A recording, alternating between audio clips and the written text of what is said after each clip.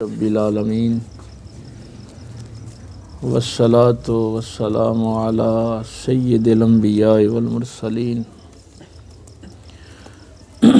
व अला आलिहि तय्यबीन अत्ताहिरीन व अस्हाबिहि अजमाइन अम्मा बाद फ़क़द क़ाल अल्लाहु तबारक व तआला फ़िल क़ुरानिल मजीद अऊज़ु बिल्लाहि मिनश शैतानिर रजीम बिस्मिल्लाहिर रहमानिर रहीम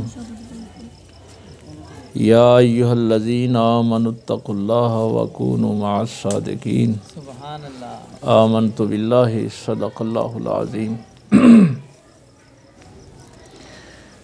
अल्लाह रब्बुल इज़्ज़त की हम्द व सना के बाद और पाक पैगम्बर सल्लल्लाहु अलैहि वालैहि वसल्लम पे हदिया दुरूद व सलाम पेश करने के बाद निहायत ही वाजिबुल एहतराम सदर महफिल हुज़ूर साहबज़ादा मोहम्मद हसीब साहब हज़रत साहब किबला के खलीफा मजाज जनाब नबी अहमद साहब, दीगर मुअज़्ज़ज़ उलमा सामाईन, अहले खाना, बुज़ुर्गों, दोस्तों, अज़ीज़ भाइयों, भाई खालिद साहब, शबीर साहब सालाना महफ़िल पाक का एहतमाम करते हैं। अपने वालिदैन के इसाले सवाब के लिए और हज़रत साहब किबला की दुआ के लिए ये एहतमाम होता है। काम तो ज़ाहिर है हर कोई नेकी का समझ के ही करता है, अल्लाह के कुर्ब के लिए करता है, अल्लाह को राज़ी करने के लिए करता है। कभी कभी लोग ये भी बात करते हैं कि जिसके पास बड़ी दौलत और पैसा हो, ताकत हो, उस पे शायद अल्लाह राज़ी होता है। ये जुमला मैंने पहले भी कई दफ़ा आपसे किया है कि अल्लाह दौलत उसे देता है, राज़ी होता भी है, नहीं भी होता, लेकिन ईमान सिर्फ उसे ही देता है जिस पे राज़ी होता है। दौलत तो अमेरिका को भी देता है, हिंदुओं को भी देता है, ईसाइयों को भी देता है, यहूदियों को भी देता है। क्या बात है। लेकिन ईमान वो हज़रत बिलाल को देता है। दौलत अबू जहल को भी देता है। तो ईमान असल में उसकी अता है। हाँ, असल बात जो है कि ईमान अल्लाह की अता है और ईमान उसे मिलता है जिस पे अल्लाह राज़ी होता है। देखिए, इन्होंने अपने भाइयों को बुलाया, बहनों को बुलाया, आप इज़्ज़ा वक़रबा सारे इकट्ठे हुए, पीर भाई इकट्ठे हुए, खलीफा साहब तशरीफ़ लाए। तो ये तो आपको पता है ना कि हम खाना पकाते भी अल्लाह के लिए हैं और खिलाते भी अल्लाह के लिए, ताकि उसकी रज़ा हासिल हो। ये मैं रज़ा की बात शुरू हो गई तो मैं एक दो जुमले इस पे अर्ज़ कर दूँ। इन तकफुरु फ़इन्नल्लाह गनिय्युन। अल्लाह फरमाता है कि जो कुफ़र करोगे, कुफ़र का माना आपको बताया हुआ है ना, फिर मुसीबत है कि आप भूल जाते हैं। काफिर कहते हैं हक को छुपाने वाले को। इसीलिए अरबी लुगत में किसान को भी काफिर कहते हैं। ये जो खेती बाड़ी करते हैं ना, अरबी ज़ुबान में इनको भी काफिर कहते हैं, चूँकि ये बीज ज़मीन में छुपाते हैं। हाँ, ये उस काफिर के माने में आता है। तो कुरान करीम में काफिर उसको कहते हैं कि जिसको हक का पता चल जाए, उसका दिल गवाही दे के ये हक है, फिर उसको छुपाए। तो अल्लाह फरमाता है इन तकफुरू, अगर तुम हक को छुपाओगे, फ़इन्नल्लाह गनियुन, अल्लाह तो बेनियाज है, इससे अल्लाह को क्या फर्क पड़ता है। ला यरदा बिइबादिहिल कुफ्र, उन काफिरों को अल्लाह रोटी तो देता है पर उनसे राजी नहीं होता। फ़इन्नल्लाह ला यरदा बिइबादिहिल कुफ्र, अल्लाह ये नहीं है कि जिसको रोटी दे रहा है, रिज़्क दे रहा है, उससे राजी भी है, नहीं। हक को छुपाने वाले नबी पाक सल्लल्लाहु अलैहि वसल्लम को पहचानने के बाद इनकार करने वालों को अल्लाह रोटी तो देता रहेगा लेकिन उनसे राजी नहीं होगा।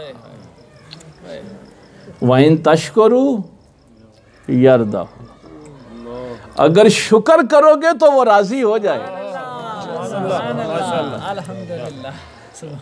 अगर शुक्र करोगे ना तो वो राजी हो जाएगा। तो असल जो मंजिल है ना इंसान की, वो ये है कि उसका खालिक राजी हो जाए।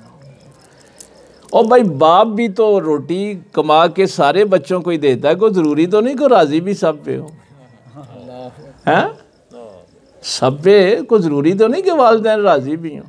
और अल्लाह कुरान में क्या तकाजा करता है कि तुमने वालिदैन को राजी करना है। भाई एक उस्ताद के सामने 100-150 शागिर्द पढ़ रहा होता है, कोई ज़रूरी तो नहीं कि उस्ताद सबसे राज़ी भी हो, हैं? ये कोई ज़रूरी तो नहीं है, लेकिन पढ़ा तो वो सब को ही रहा होता है। तो अल्लाह फरमाता है कि अल्लाह सिर्फ राज़ी होता है शुक्र करने वालों से। अल्लाह ताला नाफरमानों से राज़ी नहीं होता। इसलिए ये कभी सोचना भी ना कि जिनको वो पैसे दौलत मनसब बहुत देता है शायद उनसे राज़ी भी है, ये कोई फार्मूला नहीं। ये कुरान की आयत मैंने आपको इसलिए सुनाई। आगे इसका जो तज़किरा है कि अल्लाह तुम्हें फिर अपने पास बुला लेगा और जो कुछ तुम्हारे सीनों में छुपा हुआ था वो भी बता देगा। सुम्मा इलैया मर्जिउकुम, पलट कर तो उसी अल्लाह के सामने जाना है ना, उसी के सामने पेश होना। वो तुम्हें बता देगा जो तुम करतूतें करते रहे हो, क्या तुमने अपने सीनों में छुपा रखा था। तो इसके लिए कल चूँकि 13 रजब थी, सरकार मौला कायनात के हवाले से गुफ्तगू होती रही। हज़रत अली का लक़ब क्या है? मुर्तज़ा है। देखिए इस पे कभी आपने गौर नहीं किया है? मुर्तज़ा हैं वो। नबी पाक क्या है? मुस्तफ़ा हैं। कायनात में से अल्लाह ने जिसको मुंतखब किया है। तेरे अंदाज ये कहते हैं कि खालिक को तेरी सब हसीनों में पसंद आई है सूरत। नाराए तकबीर, नाराए रिसालत, नाराए हैदरी, अल्लाह मोहम्मद चार यार हाजी ख्वाजा कुतुब फरीद। इन्ना खलक़नल इंसान फ़ी अहसन तक़वीम की भी तफसीर में एक बात ये लिखी है, जब अल्लाह फरमाता है ना कि हमने इंसान को बेहतरीन सूरत में पैदा किया। इंसान से बेहतर सूरत किसी को अता नहीं की। तो एक वजह इसकी ये भी लिखी हुई है क्योंकि इंसान को अल्लाह ने अपने महबूब की सूरत में बनाया था। इसको अहसन तक़वीम कहा ही इसलिए कि ये सूरत उसने अपने महबूब की बनाई थी। इन्ना खलक़नल इंसान फ़ी अहसन, अगर इसको मारफा करें अलिफ लाम तो फिर इससे मुराद ही रसूलुल्लाह सल्लल्लाहु अलैहि वसल्लम की ज़ात पाक माशाअल्लाह। अगर इसमें मारफा बनाएंगे ना अल इंसान है ना, इन्ना खलक नल, अलिफ लाम अरबी ज़ुबान में जब लगता है तो वो मारफा बन जाता है। तो अलीउल मुर्तज़ा, ये कुरान करीम ने कहा है। ये लक़ब उनको इंसानों ने नहीं दिया, अल्लाह ने दिया है। व मिनन नास मन यशरी नफ्सहु इब्तिगा मर्दातिल्लाह। इंसानों में से कुछ वो भी हैं जो अपनी जान का ही सौदा कर देते हैं ताकि अल्लाह राजी हो जाए, उसकी रजा के लिए सब कुछ करते हैं। अल्लाह को राजी करने की बात हो रही है, और अली हैं मुर्तज़ा जिन्होंने अल्लाह को राजी कर लिया है। और हमारी खुशकिस्मती भी ये है ना, हम शजरा शरीफ में मौला अली के दर से होकर रसूलुल्लाह तक जाते हैं।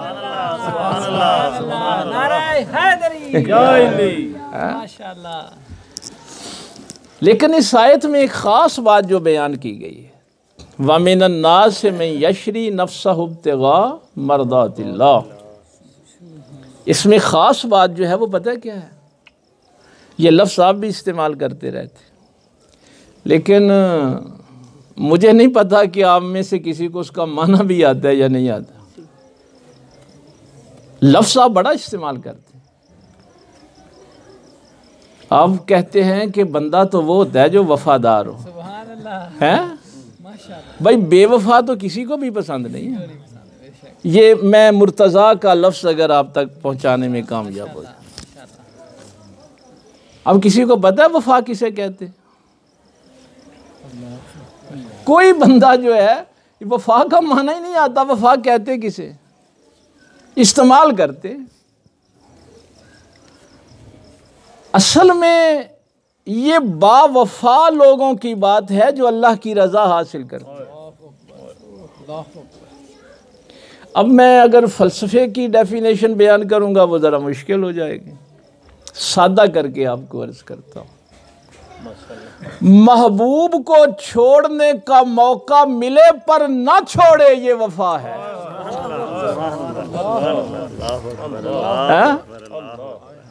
महबूब को छोड़ने का मौका मिले पर ना छोड़े, ना खौफ में ना लालच में। क्या बात है, ना खौफ में ना लालच में। ये है वमिनन नास में यशरी नफ्सहु इब्तिगा मर्दातिल्लाह। खौफ था जान जाने का, लेकिन महबूब को नहीं छोड़ा। नाराए तकबीर, नाराए रिसालत, नाराए हैदरी, अल्लाह मोहम्मद चार यार हाजी ख्वाजा कुतुब फरीद। और जिसको महबूब को छोड़ने का मौका मिले और वो छोड़ जाए, उसको रजा नहीं मिलती। वो मुर्तज़ा नहीं होता। और अल्लाह राजी किन से होता है? हाय हाय। और जो वफा करने वाले हैं, बेवफाओं से तो आप भी राजी नहीं होते, और बेवफा से आप राजी होते? आप भी नहीं होते। कुरान करीम ने एक और मिसाल दी। हम चूंकि कुरान करीम के तालिब इल्म हैं, अल्लाह फरमाता है देखो एक मौका आया हजरत यूसुफ अलैहिस्सलाम पे, हैं भाई औरत और मर्द दोनों अकेले हों और औरत बुराई की दावत भी दे, मौका भी हो अल्लाह को छोड़ने का। क्या कहा जुलेखा ने? कालत है तलक, यूसुफ मैंने ये सारा काम इस दिन के लिए किया था, मेरी तरफ माइल हो जा। अब ये कुरान करीम ने इसको पूरा बयान इसलिए किया है कि आपको कोई शक ना रहे। दावत दी गई ना अल्लाह को छोड़ने की, बुराई की दावत दी गई, लेकिन यूसुफ ने अल्लाह को राजी रखा, बेवफाई नहीं की अपने रब से। क्या बात है, क्या बात है। मौका मिले तो महबूब को ना छोड़ना, अपने महबूब के साथ रहना वफा है। माशाल्लाह। काला माज़अल्लाह। तो यूसुफ अलैहिस्सलाम ने कहा मैं तो अपने अल्लाह की पनाह चाहता हूँ, मैं तो अपने रब की पनाह में रहना चाहता हूँ, मैं अपने रब के दामन में रहना चाहता हूँ, मैं अपने रब को छोड़ नहीं सकता। कभी ऐसी वफा हमने भी की है। इसीलिए रसूलुल्लाह सल्लल्लाहु अलैहि वसल्लम ने जब सहाबा से फरमाया था सबसे बेहतरीन ईमान किसका है, बड़ी मारूफ हदीस है, तो सहाबा कराम ने कहा या रसूलुल्लाह सल्लल्लाहु अलैहि वसल्लम फरिश्तों का ईमान सबसे बेहतरीन। तो नबी पाक सल्लल्लाहु अलैहि वसल्लम ने फरमाया फरिश्तों का कैसे बेहतरीन हो सकता है, वो तो अल्लाह को सुनते हैं, उसकी तजल्लियों को देखते हैं, उन्होंने भी नहीं मानना तो किसने मानना है, उनका ईमान कैसे बेहतर हो सकता। अर्ज़ की या रसूलल्लाह सल्लल्लाहु अलैहि वसल्लम फिर नबियों का? फरमाया नबियों के पास वही आती है, जिब्रील आता है, अल्लाह से बात होती है, इल्काइल अल क़ल्ब होता है, और अगर उन्होंने भी नहीं मानना तो किसने मानना है। या रसूलल्लाह सल्लल्लाहु अलैहि वसल्लम फिर झिझकते हुए कहा फिर हमारा ईमान, आय हाय फिर हमारा ईमान। नबी पाक सल्लल्लाहु अलैहि वसल्लम ने फरमाया तुम तो मेरे हाथ से चांद को टूटता भी देखते हो, तुम तो पत्थरों को कलमा पढ़ते भी देखते हो, दरख्तों को चलता देखते हो, तुमने भी नहीं मानना तो किसने मानना है। या रसूलुल्लाह सल्लल्लाहु अलैहि वसल्लम फिर आप फरमाएं, फरमाया वो हैं बड़े ईमान वाले जिन तक मैं नहीं पहुंचूंगा। उन्होंने पत्थरों को कलमा पढ़ते नहीं देखा होगा, उन्होंने सूरज को पलटते नहीं देखा होगा, चांद को दो टुकड़े होते नहीं देखा होगा, सिर्फ मेरा पैगाम किसी मोइनुद्दीन चिश्ती के जरिए उन तक पहुंचा होगा। और फिर वो ऐसे ईमान लाएंगे जैसे तुम ईमान लाए हो, फिर वो मेरे दीन की ऐसी मदद करेंगे जैसे तुम करते हो। सुभान अल्लाह, सुभान अल्लाह, क्या बात है, क्या बात है, माशाल्लाह। बड़ी शान है इस दौर के ईमान वालों की, कभी इस पे गौर किया करें। रसूलुल्लाह सल्लल्लाहु अलैहि वसल्लम ने फरमाया सिर्फ मेरा पैगाम किसी वली के जरिए से पहुंच जाए तो फिर वो मेरे साथ वो वफा करें जो तुम करते हो। बेहतरीन ईमान वाले वो लोग हैं, उनका मैं हौज़े कौसर पे इस्तिकबाल करूंगा। है माशाल्लाह। मौका मिले महबूब को छोड़ने का पर न छोड़े। काला माज़अल्लाह। आज भी हैं ना हमारे नौजवान ऐसे हैं, नौजवान बच्चियां ऐसी हैं, जब रास्ते में चलते हैं कोई गैर महरम औरत सामने आ जाए तो अल्लाह का फरमान याद आ जाए, कुल्लिल मोमिनीन यगुद्दू मिन अब्सारिहिम, ऐ ईमान वालो अपनी नज़रें नीची कर लो। तो अगर ये फरमान जहन में हो और इंसान अल्लाह के लिए अपनी निगाह नीची कर ले तो वही वफादार है,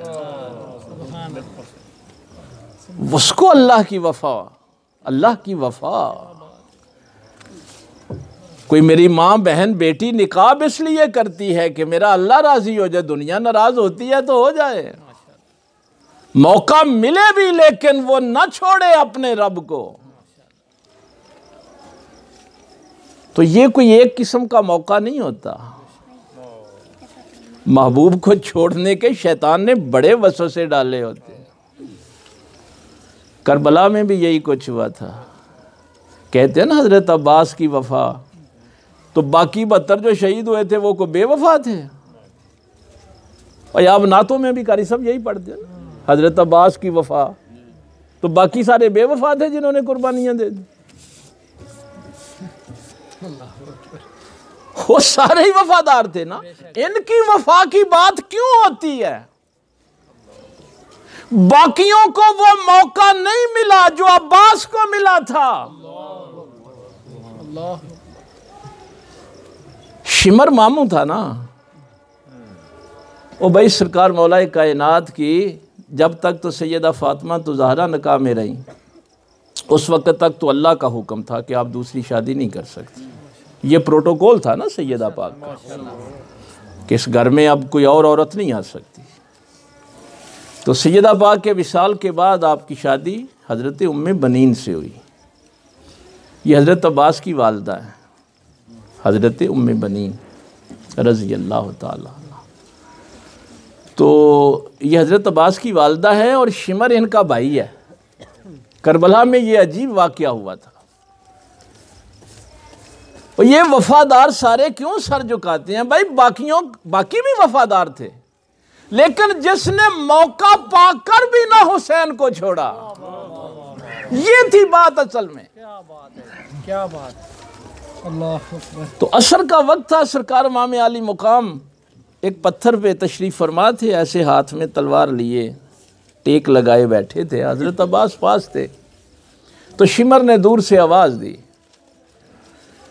इमाम ने फरमाया, अब्बास अपने मामू की बात सुनो, क्या कहते हैं। इजाज़त मिल गई, चले गए। तो उसने कहा कि मैंने इब्ने ज़ियाद से ना एक परवाना लिखवा लिया है कि मेरे जो भांजे हैं ना, ये 4 भाई थे, हज़रत अब्बास के 3 भाई और भी थे जो करबला में शहीद हुए। तो मेरे भांजों के लिए अमान लिख दे कि इनको शहीद नहीं किया जाएगा, इनको कत्ल नहीं किया जाएगा। तो हज़रत अब्बास इमाम आली मुकाम को पूछने नहीं आए थे कि ये ख़त आया है, वही पे ख़त फाड़ के उसके मुंह पे मारा था कि तू मेरी जान को हुसैन से अफजल समझता है। मौका मिले छोड़ने का पर न छोड़े। नारे तकबीर, नारे रिसालत, नारे हैदरी, हुजूर किबला आलम, आस्ताना आलिया नंगल शरीफ। वाह वाह। मैं बच्चे भी हैं, चलो इनको भी बताऊं। कभी मैं जाता हूं ना किसी कॉलेज में, तो आजकल ये बड़ा रवाज है। एक दिन एक बच्चा आ गया हमारे साथ, जाहिर है सारी गुफ्तगू करते हैं। मुझे जी एक लड़की से प्यार हो गया। ओ भाई, ये तो तू हराम का काम कर रहा है, मैं बेवफाई नहीं कर सकता। अक्सर आपको ये जुमला सुनने को मिलेगा, बच्चे कहते हैं मैं जी बेवफाई नहीं कर सकता। तो मैं उन बच्चों से बड़ी माजरत के साथ जब ये बात करता हूँ ना, वैसे शर्मिंदे हो जाते। मैं कहता हूँ हाँ भाई, बेवफाई क्यों नहीं कर सकते। देखो जी, मैंने उससे ज़िंदगी निभाने का साथ वादा किया हुआ। तो मैं कहता हूँ तुम तो बेवफा हो, तू कह रहा है कि मैं वफा कर रहा हूँ, बेवफाई नहीं कर रहा, तो तुम तो बेवफाई कर रहे हो। तो वो बड़े हैरान होते हैं, वो कहते हैं जी वो कैसे। मैं कहता हूँ कि जो किसी लड़की के लिए माँ बाप को छोड़ दे वही तो बेवफा होता है। जिसको माँ बाप छोड़ने का मौका मिला और उसने माँ बाप को छोड़ दिया, वही तो बेवफा है।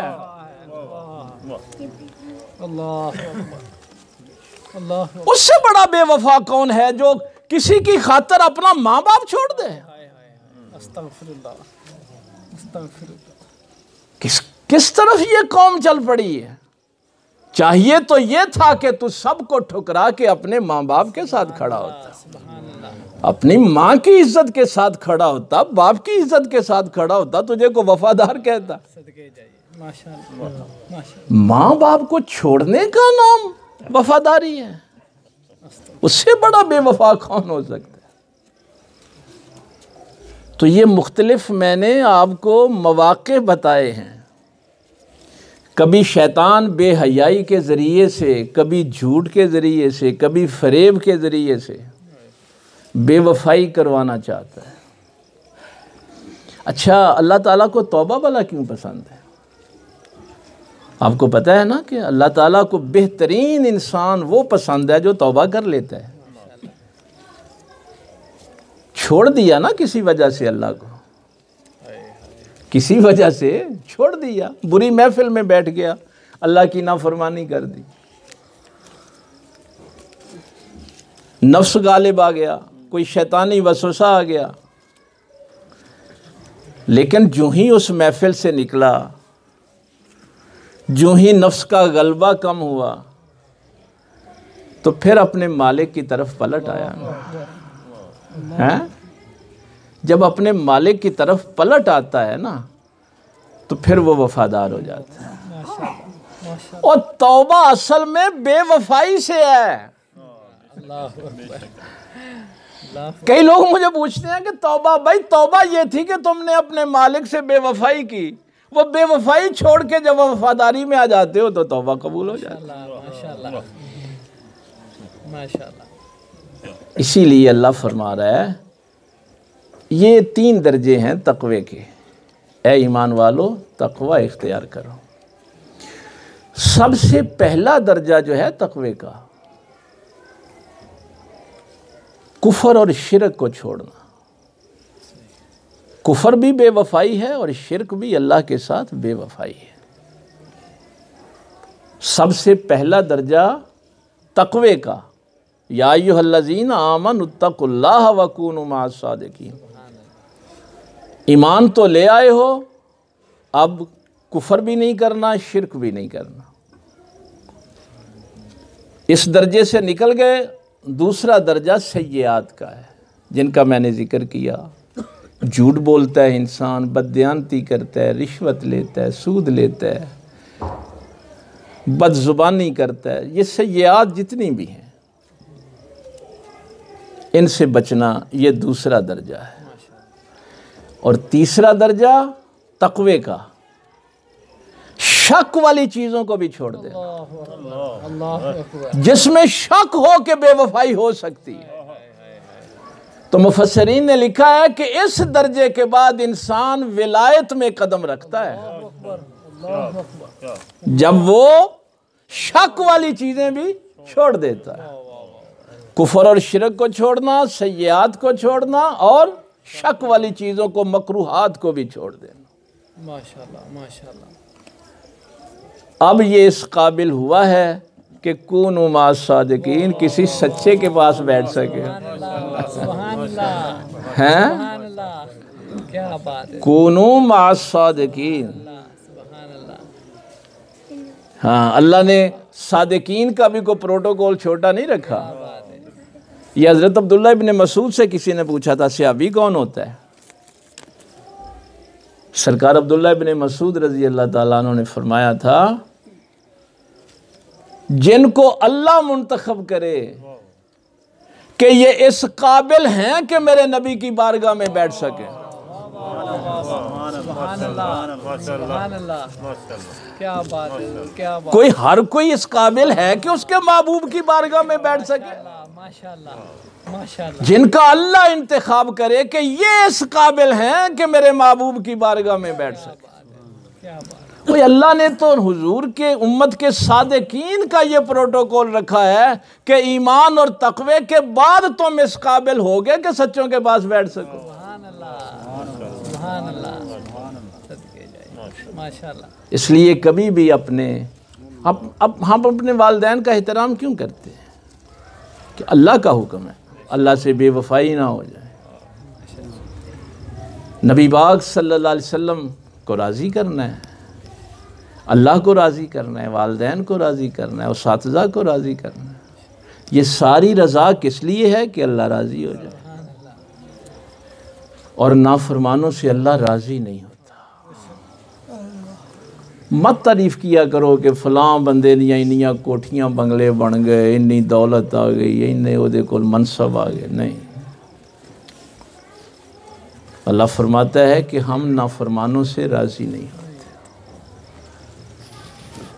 और ये इसका जो अगला दर्जा है,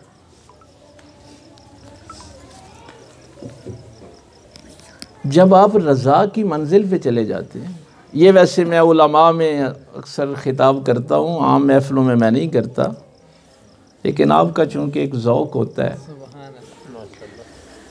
जब इंसान रज़ा की मंजिल पे चला जाता है ना, यानी वफ़ा की मंजिल पे, कि मैंने अपने अल्लाह से बेवफ़ाई नहीं करनी, जितने जी चाहे मौके मिले, मैंने हर मौके को ठुकराना है, मैंने अपने अल्लाह के साथ रहना। तो उसके लिए फिर हुक्म ये है कि उसकी इस कायनात में किसी से दुश्मनी नहीं होगी। ये जो है ना कूनू मास सादिकीन, जो सच्चों के पास बैठते हैं ना वो किसी के दुश्मन नहीं होते। मोमिन की यही निशानी है ना, वो बोलता है तो किसी के फायदे के लिए बोल, वरना खामोश रहता है। क्या बात है। तो ये मैं उलमा से कहता हूं कि दीन इसलिए आगे नहीं बढ़ सका कि उलमा ने लोगों को ये बताया कि हमारी ईसाइयों से दुश्मनी है, यहूदियों से दुश्मनी है, हिंदुओं से दुश्मनी है। तो जब हम किसी को दुश्मन समझेंगे तो उसकी खैरखाई कैसे करेंगे? इस्लाम में इसीलिए जंग का तसव्वुर नहीं है, जिहाद का तसव्वुर। माशाल्लाह। इस्लाम कभी जंग की बात नहीं करता, क्योंकि जंग में आप किसी के इलाके पे कब्जा करते हैं, किसी के मालो मता पे कब्जा करते हैं, लोगों की कत्लो गारत करते हैं। इस्लाम कभी जंग की बात नहीं करता, इस्लाम जिहाद की बात करता। क्या बात। तो जब आपका तसव्वुर ही ज़हन में दीन का ये होगा, चलो वो तो छोड़ें, आप तो ये भी कहते हैं कि शिया थे भी साडा दुश्मन, ए वाबिये थे भी दुश्मन है, देवबंदी ये थे भी। बस जब तुम्हारे ज़हन में दुश्मनी है तो तुम कैसे किसी की इस्लाह करोगे, कैसे किसी की खैर खाई करोगे? ये मुमकिन ही नहीं। फिर उनको मैं ये मिसाल देता हूँ कि देखिए अली मुर्तज़ा है ना, और भाई ये कुरान ने उनको कहा है ना, ये मेरी तुम्हारी बात नहीं, मुर्तज़ा है ना, अलीउल मुर्तज़ा है। तो फिर खैर खाही का लेवल क्या है? खैर खाही का लेवल ये है कि जिस शख्स ने कत्ल किया है,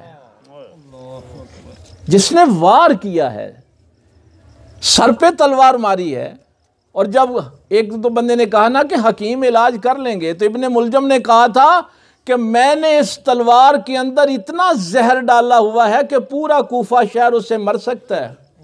ये बचने वाली अब बात कोई नहीं है। तो मौला ने क्या फरमाया उस मौका पे? फरमाया पहले मेरे कातिल को दूध पिलाओ फिर मुझे पिलाना। हाय हाय हाय। हकीम ने कहा था ना कि दूध पिलाओ, जहर का असर जरा कम हो। तो जो उसकी रजा वाले होते हैं फिर वो उसकी मखलूक के दुश्मन नहीं होते। जो उसकी मखलूक के दुश्मन हो वो उसके वफादार नहीं है। क्या बात। मोमिन तो किसी से गुस्सा भी करता है तो उसके फायदे के लिए करता है। माशाल्लाह माशाल्लाह। मोमिन के माथे पे सलवट भी आती है तो किसी के फायदे के लिए आती है। डाकू का खंजर और होता है, डॉक्टर का नश्तर और होता है। दोनों ही पेट ही फाड़ते हैं ना। डाकू भी पेट ही फाड़ता है और डॉक्टर भी नश्तर के साथ पेट ही फाड़ता है, लेकिन बड़ा फर्क है दोनों में। तो ये जो देखिए हुजूर ख्वाजा गरीब नवाज ख्वाजा मोइनुद्दीन चिश्ती अजमेरी रहमहुल्लाह क्या था, उन्होंने आके ये बताया था कि ये हिंदू हमारे दुश्मन हैं, और नहीं भाई हमने इनकी खैर खाई करनी है। बाबा फरीद ने क्या कहा था कि ये जोधन के हिंदू हमारे दुश्मन हैं। क्यों? वो जिस रहमत लिल आलमीन की बारगाह से फैज़ लेते हैं वो रहमत लिल आलमीन है, और आलमीन में तो फिर सारे ही रहते हैं। सबकी खैर खाई, हमदर्दी, कि अगर कोई झूठ बोलता है तो झूठ से बाज आ जाए, कोई बददियानती करता है तो बददियानती से बाज आ जाए, इसकी आखिरत बच जाए। अगर कोई सूद खोर है तो वो सूद से, कोई माँ बाप का नाफरमान है तो उस नाफरमानी से बच जाए। तो ये फ़र्क है जो अल्लाह की रज़ा हासिल करते हैं, वो कभी भी किसी का बुरा नहीं सोचते, किसी पे इल्ज़ाम नहीं लगाते। मेरे हज़रत साहब क़िबला रहमतुल्लाहि ताला अलैह का भी आज भी हमारे गांव में जाके देखें, सुभान अल्लाह। एक शादी पे मैं गया और मैं उनको, ज़ाहिर है बच्ची को प्यार को 1000 रुपया देने लगा तो उस शख्स ने एक जुमला कहा, उसने कहा ये मेरी तीसरी बेटी है जिसकी हजरत साहब शादी कर रहे हैं और ये पानी तक का इंतज़ाम उन्होंने किया,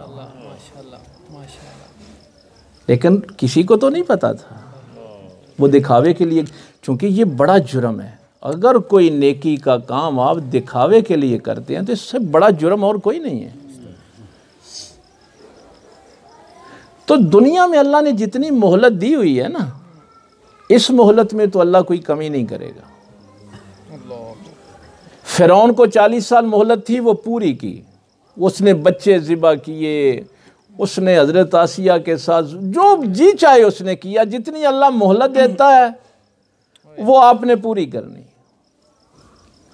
वो कुफर करें या शुक्र करें, इम्मा शाकिरम व इम्मा कफूरा। आप शुक्र करें या कुफर करें, मोहलत तो पूरी करनी करनी, लेकिन आखिरत में वो नहीं छोड़ेगा तुम्हें। हाँ, आखिरत में फिर तुम्हें एक एक बात का हिसाब देना हो। ये भी मैं अब आप कहेंगे जी फिर अच्छा इतना इतना जुल्म होता है। ये सहाबा ने भी कहा था या रसूलुल्लाह सल्लल्लाहु अलैहि वसल्लम, ये कह देना बड़ा आसान है, यकीन जानिए ज़ुबान से कह देना बड़ा आसान है। हज़रत खुबाब रज़ी अल्लाह ताला अन्हु को जब बांध के कोयलों के ऊपर लिटाया गया था और आपका वो गोश्त और चर्बी पिघल कर वो कोयले बुझे थे, ये कह देना बड़ा आसान है। ये सब्र का पहाड़ भी गिर पड़ता है ऐसे मौके पे, लेकिन नहीं छोड़ा अल्लाह के महबूब को। उन वफादारों की बात, सरकार हज़रत बिलाल के गले में रस्सी डाल के बाजारों में खींचा जा रहा है, लेकिन नहीं छोड़ा अपने महबूब को। तो कहा या रसूलुल्लाह सल्लल्लाहु अलैहि वसल्लम इतना जुल्म और सितम ये कर रहे हैं, इनको अल्लाह क्यों नहीं पकड़ता है? इनको फौरी तौर पे सजा क्यों नहीं मिलती? तो सूरह मुज़म्मल में तो फरमाया व महल होम कलीला, तो उन्होंने नींदर आउन डई मैं ही कर सकते हैं, इनको थोड़ी सी मोहलत दो। व महल होम कलीला, इनको थोड़ी सी मोहलत दो। अब ज़रा आइए इधर, वलौ युआखिज़ुल्लाहु अन्नासा बिमा कसबू मा तरका अला ज़हरिहिम। अल्लाह ने फरमाया अगर अल्लाह ये कानून बना देना, ये भी सुन लो, हमारे ज़हनों में भी आता है ना फलां बंदा इतना जालिम है, तो उसको अल्लाह पकड़ता क्यों नहीं? तो अल्लाह ताला ने फरमाया कि अगर अल्लाह ये कानून बना दे, वलौ युआखिज़ुल्लाहु अन्नासा बिमा कसबू, अगर अल्लाह मुआखज़ा करना शुरू कर दे कि इधर बंदे ने गुनाह किया और उधर अल्लाह पकड़ ले, हाय ये आयत बड़ी सख्त है।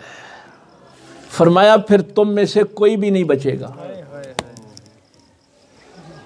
अगर ये कानून बन जाए ना तो फिर तुम में से कोई भी नहीं बचेगा। इस जमीन पे चलने फिरने वाला कोई नहीं बचेगा। किससे गलती नहीं होती, किससे गुनाह नहीं होता? मिन दाब्बा है ना आगे। अल्लाह ने ये रहमत की है, सिर्फ फिरौन को ही मोहलत नहीं दी, अबू जाल को नहीं दी, तुमको भी तो दी है ना। और मोहलत इसलिए दी है, मुआखजा फौरी इसलिए नहीं करता, ये सिरी की रहमत के खिलाफ था। अगर फौरी पकड़ ले तो तुम तौबा किस वक्त करो? क्या बात है, क्या बात है, क्या बात। अगर फौरी मुआखजा कर ले तो तौबा का मौका फिर कहाँ गया? और यही तो उसकी रहमत थी कि उसने तुम सबको मौका दिया है। क्या बात है, क्या बात। हर किसी को दिया माशाल्लाह। और अपने लिए तो तुम ये चाहते हो कि हमें तौबा का मौका मिले, और दूसरे की बारी आए तो कहते हो फौरी तौर पे पकड़ा जाए, हैं?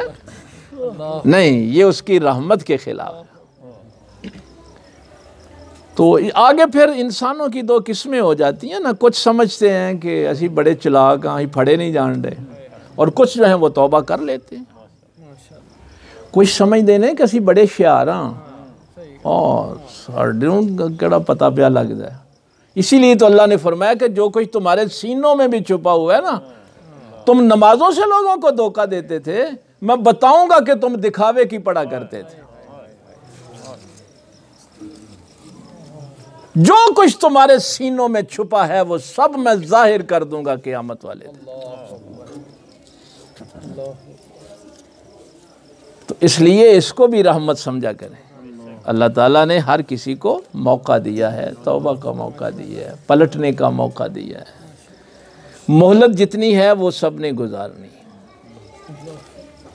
तो ये जहन में रखना, अगर अल्लाह के वली के साथ तुम्हारा ताल्लुक़ है, सादिकीन के साथ ताल्लुक़ है, तो उसकी एक ही निशानी है कि अब दिल में किसी के लिए दुश्मनी नहीं होगी। माशाल्लाह माशाल्लाह। किसी के लिए भी दुश्मनी नहीं होगी, खैर खाही होगी।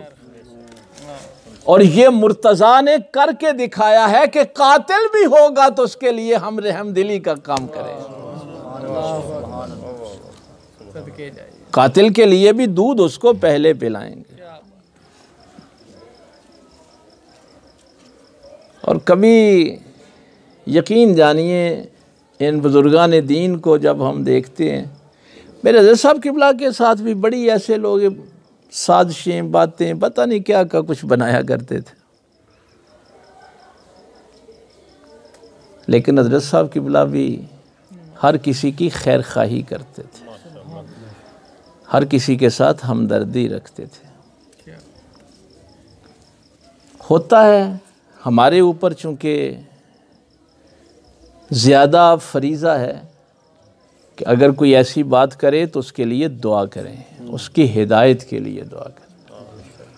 और अगर ईमान थोड़ा सा भी होगा ना, वो जो बात मैंने की है कि अगर वसवसे की वजह से, शैतानी वसवसे की वजह से, किसी बुरे इंसान के पास बैठने की वजह से आप राह रास्त से हट भी जाएंगे तो ईमान आपको फिर महबूब की तरफ ले आएगा।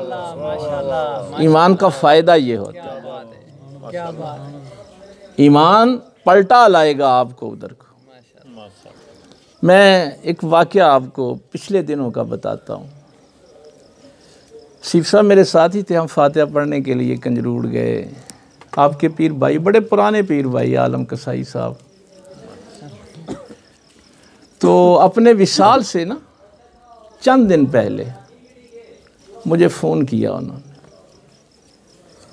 बेटे तो उनके आते मिलने के लिए, पोते भी आते, तो वो कुछ साल 2 साल ना गैर हाजिर रहे।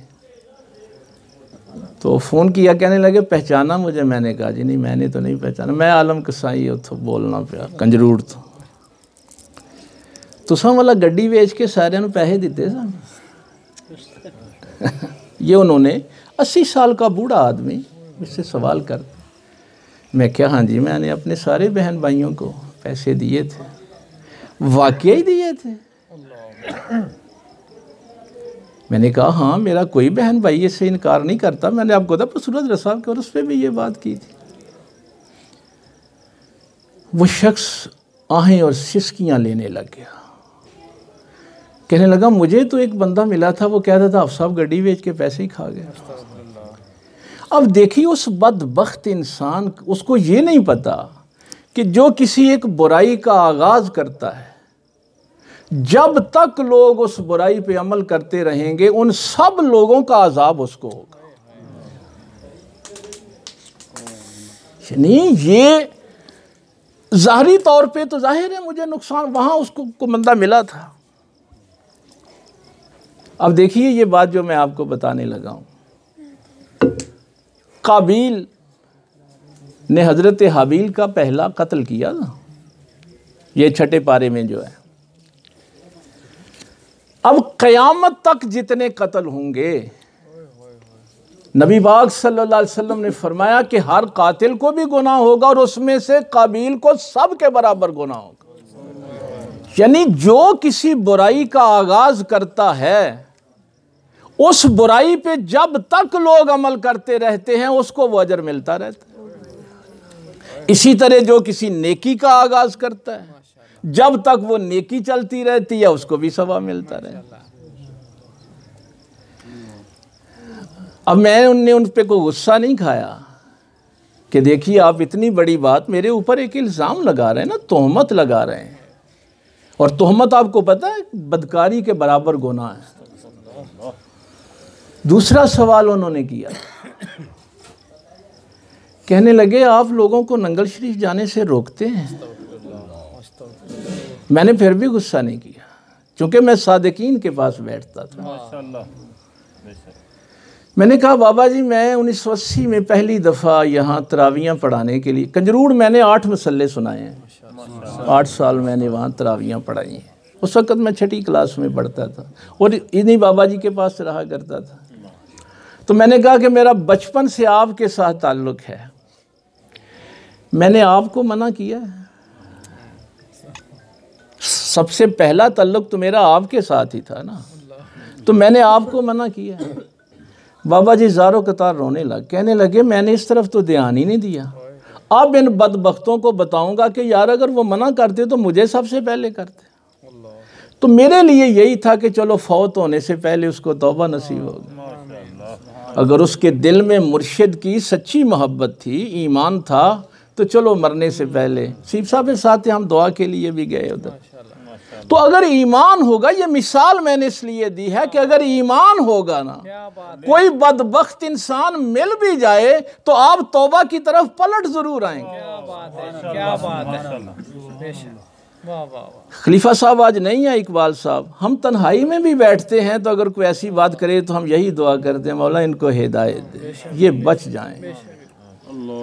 एक दफ़ा मैं एक जगह पे था, वहाँ बड़े एक आलमे दीन ना गुफ्तगू और बड़ी फ़लसफ़े की गुफ्तगू कर रहे थे। उन्होंने एक जुमला कहा, बुज़ुर्ग आदमी थे, कहने लगे तूफ़ानों का मुकाबला तो तूफ़ानों से ही होता है। लोगों ने बड़ी क्लैपिंग की जी, हाल में बड़ियाँ ताड़ियाँ बजियाँ कि क्या बात है। उन्होंने कहा तूफ़ानों का मुकाबला तूफ़ानों से ही होता है, कमज़ोरी से मुकाबला नहीं होता। तो मैंने उनसे एक बात अर्ज़ की थी, मैंने कहा कि ये मुहम्मल जुमला आपने बोल के इन लोगों को राह रात से हटा दिया है। ये समझते हैं कि कत्ल का मुकाबला कत्ल से करेंगे, यानी तूफ़ान का मुकाबला तूफ़ान से करेंगे। इनके ज़हन में ये बात गई है, बुराई का मुकाबला बुराई से करेंगे।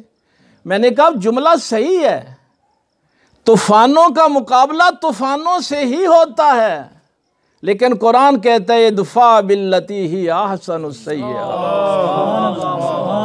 बुराई के तूफान का मुकाबला नेकी के तूफान से ही कर। नारे तकबीर, नारे रिसालत, या रसूल अल्लाह, नारे हैदरी, या रसूल क़िबला आलम, जिंदाबाद, नालिया नंगल शरीफ, जिंदाबाद। नफरत के तूफान का मुकाबला मोहब्बत के तूफान से कर।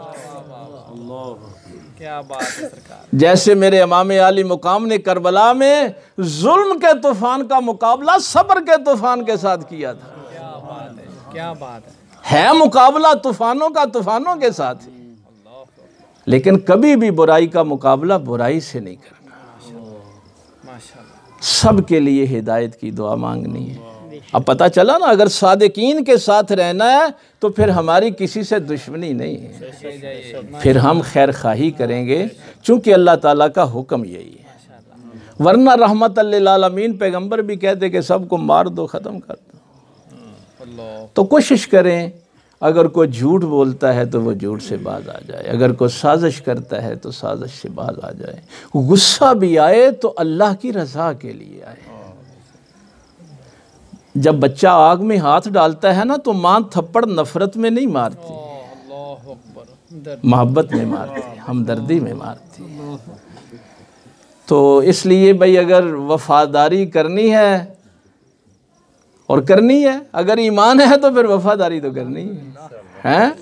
फिर बड़े लालच भी आएंगे, वसवसे भी आएंगे, लेकिन अपने अल्लाह से ये तलब करते रहा करें। नेकों के साथ, सादिकीन के साथ बैठने का असल मकसद ही यही है कि बंदा अगर किसी वजह से बेवफा हो भी जाए तो फिर वफादार बन जाए। अल्लाह ताला अमल की तौफीक दे। आखिर दावाना अल्हम्दुलिल्लाह।